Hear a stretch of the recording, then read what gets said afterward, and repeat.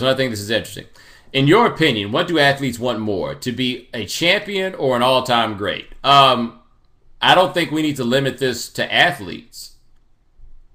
Let's limit this. Just bring out to everybody. What would you rather be? And if you're saying that you'd rather be a champion than an all-time great, you're a liar. I mean, really? Are you serious? No, people would rather be all-time greats. Now, becoming an all-time great ordinarily involves being a champion, or that coming up in the process. But most guys would rather be an all-time great. I'll tell you this.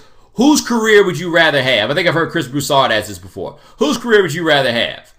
Robert Horry's or Charles Barkley's? Everybody saying they'd rather have Robert Horry's is lying. I don't give a damn how many championships he's got. No, the champion thing works out. A whole bunch of things have to break certain ways and da-da-da and everything else. But at the end of the day, you want to be the best player that you can, right?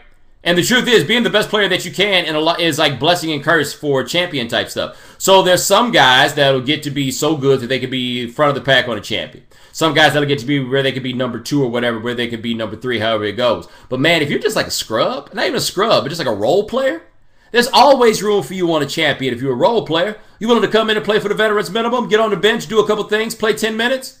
There's always room for you. There wasn't room for Charles Barkley on every team. You know?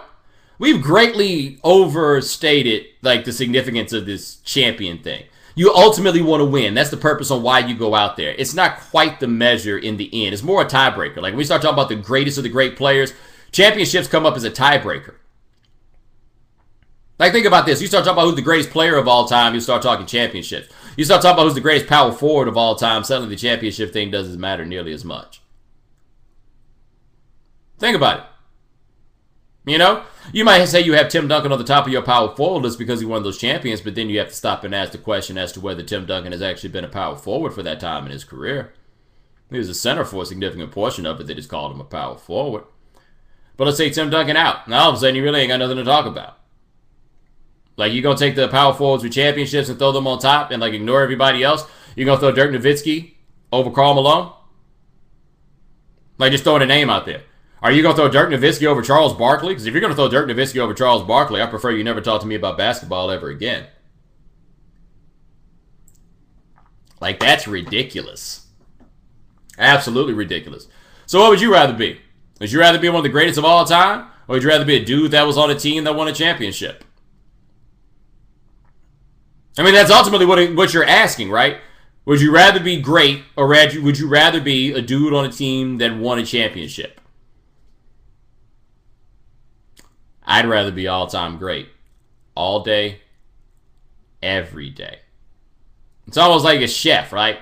Like, so chef, would you rather be world-renowned for your culinary creativity, or would you like to come over here and work at McDonald's to figure out how to make a better apple pie? What do you think the chef is going to want?